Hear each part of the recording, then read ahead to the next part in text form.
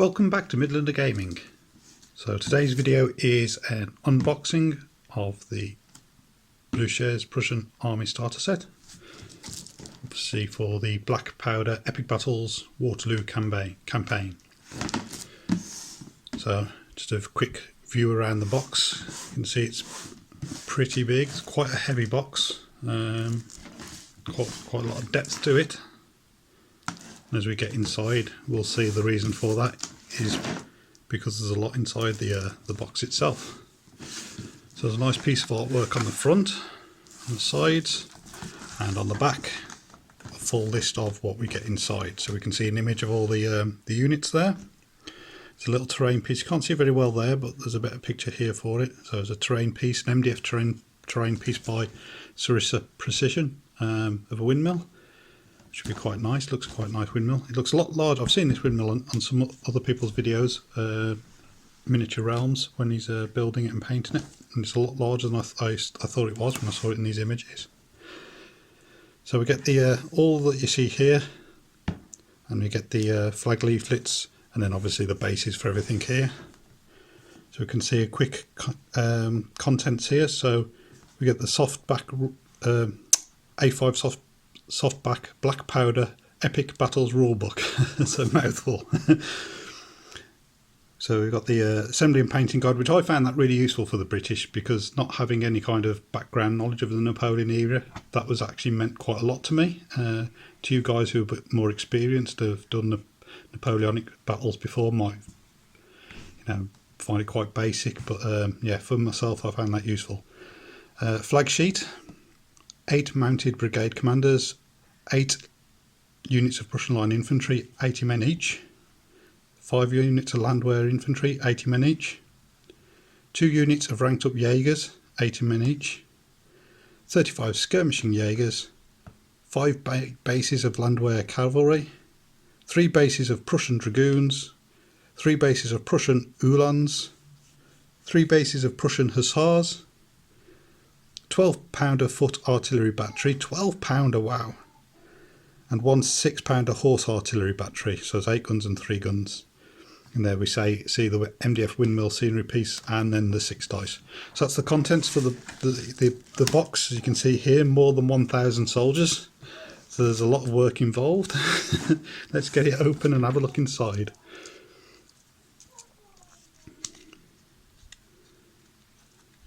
Okay.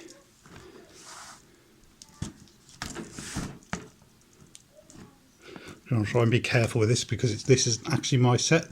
This is for Commander Chris Blueshare, so I don't want to damage the boxes or damage any miniatures.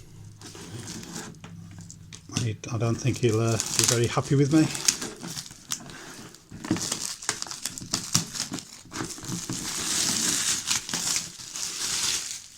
Okay, shrink wrap off. Let's open it up and take a look. So there we can see very, very dark plastic. It's almost, I'd say, yeah, it's pretty much black, or if not black, a very, very dark grey, which is good. I mean, the great thing about these sets, because there's so many things to paint, so many units, so many pieces, the fact that they're all pre-painted plastic, or sorry, pre-coloured plastic, so red for the English, blue for the French, and then black for the Prussians, means you can really build them up and just play a game straight away, because all your items, your units are identified in a different colour. So that's a nice touch for those who are going to struggle to get it all painted, which with the volume is going to be quite a lot of people, I think, unless you paint it really, really basic, which again there's no problems with, because of the amount that's there. And I think sometimes basic is all you need, because from a distance on the tabletop you can't pick out massive detail anyway. So what's this infantry stand here?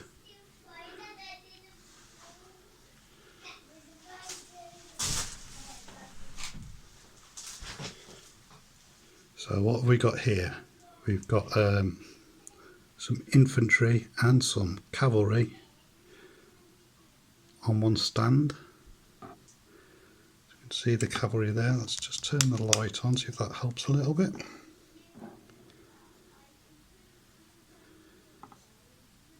So these look like some skirmishing riflemen up here. Infantry line battalions. Now I don't know by sight what these units are. This is where the painting guides help me. But they look very nicely detailed again, as all the kits have done so far. The cavalry look really smart, especially with those lancers. Oops, sorry, knocking the camera.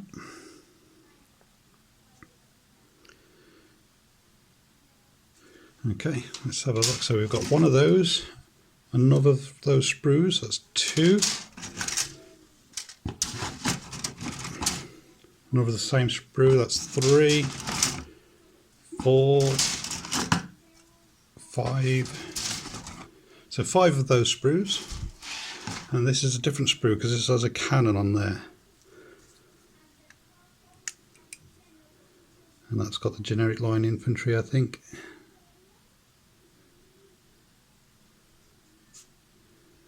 Very good, very well detailed again.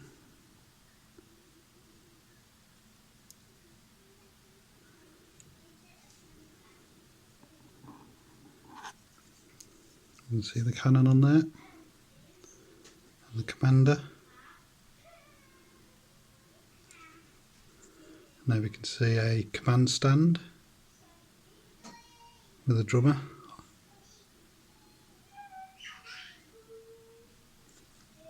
So how many of those have we got? 1,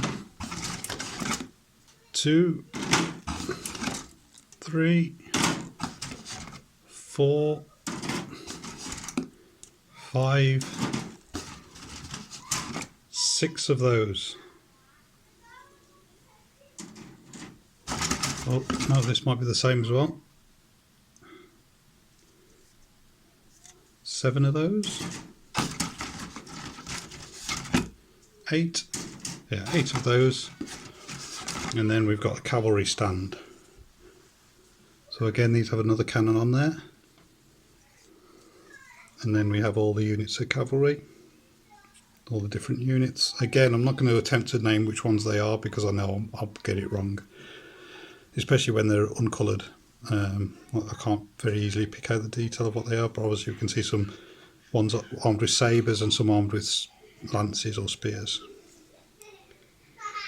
And we have 1, 2, 3 of those. Okay, so that's all the sprues done. Quite a lot of sprues. Well, I guess probably no more than the others. I haven't added it all up. Seemed to be a lot more cannons with the Prussian set, but again I might be wrong.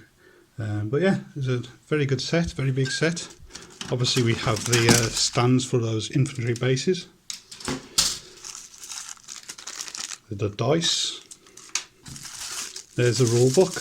I'm not going to open it up because it's not mine, so I'm going to keep it all in the bag. But as per the British starter set that I did, where I just flicked through the pages for the camera, it's a very big book. Looks very well, nicely laid out and presented. But I might do a book review on a separate video. And then we have the windmill itself. Like I said, so this is a Sarissa Precision MDF terrain. Just one sheet, but like I say, the images make it look quite large. So it's quite impressive how big it gets from that sheet. The painting guide that I was talking to about earlier. So this is quite useful, where obviously it tells you how the colours to use to paint them. But this is the bit I like, where it tells you all the different regiments and all their facing colours, which I wouldn't have a clue on, so that's really useful. And then again, these are just these images, so I know which ones are which troops. Very useful for those of us who don't have any background or knowledge of Napoleon era. So I think this is invaluable. I really, like I say, I guess some people really don't or may not see the use of this, but for me personally, I find this little pamphlet invaluable. I think this is a really good addition. And then the flags. So this is a piece of paper printed with the images of the flags. So that's a really nice touch. Saves you having to hand paint or have very basic looking flags. You can print these off, fold them around the banners, and they'll look impressive. A lot to choose from. And I guess this is where you tie the flags up to the possibly the colour schemes you've chosen. I'm not sure, but that's what my assumption would be. And there we go. And the last little piece.